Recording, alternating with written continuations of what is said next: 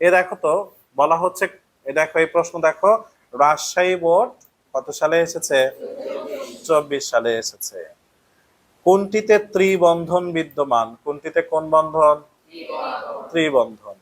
আমরা যখন পড়াইছিলাম প্রথম লেকচারিতে কিন্তু আমরা এটা বলেছি, তাই না? কারণ আমি বলেছি এই জায়গা থেকে আমরা প্রথম যখন পড়াই পঞ্চম অধ্যায় প্রথম যে লেকচারটা থাকে সেখান থেকে একটা এমসিকিউ থাকেই প্রায়। আমার লেকচারের প্রথম লেকচারের একটা এমসিকিউ থাকে। এখন দেখো ত্রিবন্ধন, বলতো হাইড্রোজেন হাইড্রোজেন কত বন্ধন থাকে? তাহলে হাইড্রোজেন হাইড্রোজেন হচ্ছে একক বন্ধন। ঠিক আছে। অক্সিজেন অক্সিজেন কত বন্ধন বাবা?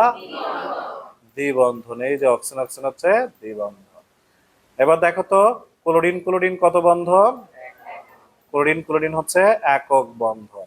আর নাইট্রোজেন নাইট্রোজেন কত বন্ধন বাবা? এই যে নাইট্রোজেন নাইট্রোজেন হচ্ছে দ্বিবন্ধন। ঠিক আছে কি? তাহলে উত্তর কোনটা হবে? তাহলে হবে নাইট্রোজেন। এই এই পড়াটা থেকে আরো পড়া আমরা পড়তে পারবো। দেখো কি পড়তে পারবো, এই চারটা জায়গার মধ্যে কোনটার বন্ধন শক্তি সর্বাধিক? কারণ এখানে ত্রিবন্ধন আছে না। তো দেখো এটা একটা প্রশ্ন হয়ে গেল। এবং এখান থেকে আমরা পড়তে পারবো যে নাইট্রোজেন যেহেতু আমরা পড়ছি, এই নাইট্রোজেনের বন্ধন জোড় ইলেকট্রন কত বলো? হ্যাঁ, বন্ধন জোড় তিনটি, বোঝাই যাচ্ছে। এই যে এখানে একটা, এই যে এখানে একটা, এটার জন্য একটা, এটার জন্য একটা, এটার জন্য একটা, এটার জন্য একটা, তিনটা বন্ধন হয়েছে না? তাহলে তিন জোড়া হবে না। এবার বলেন তো মুক্ত জোড় কত?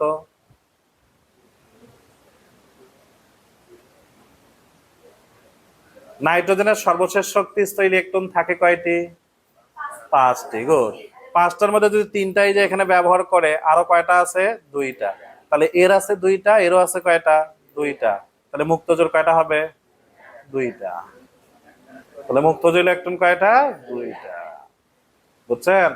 তাহলে বন্ধন জোড় পাইলাম হচ্ছে 3, আর মুক্ত জোড় কত? 2। কারণ এখানে এক জোড়া, এখানে আরেক জোড়া, এই যে এখানে এক জোড়া, এখানে আরেক জোড়া।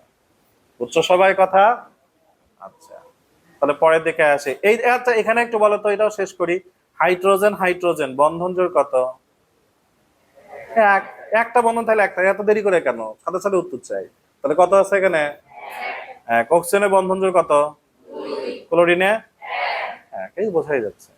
এগুলো খুবই ইজিলিতে চিন্তা করা যায়। দেখো ক্লোরিনে যদি মুক্ত জোড় বলি আমরা, একটা ক্লোরিনের বাইরের শক্তি স্থল ইলেকট্রন থাকে কটা? 7টা। 7টার মধ্যে এখানে একটা ব্যবহৃত হয়েছে, তাহলে এখনো আর কয়টা আছে? এই যে 6টা আছে। তাহলে একটা ক্লোরিনেরই 7টা ইলেকট্রনের একটা ব্যবহার হয়েছে, আর কয়টা আছে? 6টা, 3 জোড়া। তাহলে এই পাশেও কয়টা থাকবে? এই পাশেও 3 জোড়া থাকবে। তাহলে ক্লোরিন অণুতে কয়টি মুক্ত জোড় আছে? 6টি মুক্ত জোড়। আর বন্ধন জোড় কয়টি? একটি।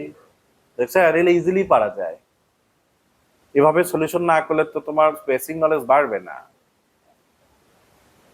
পরেরটাতে আসি, দেখো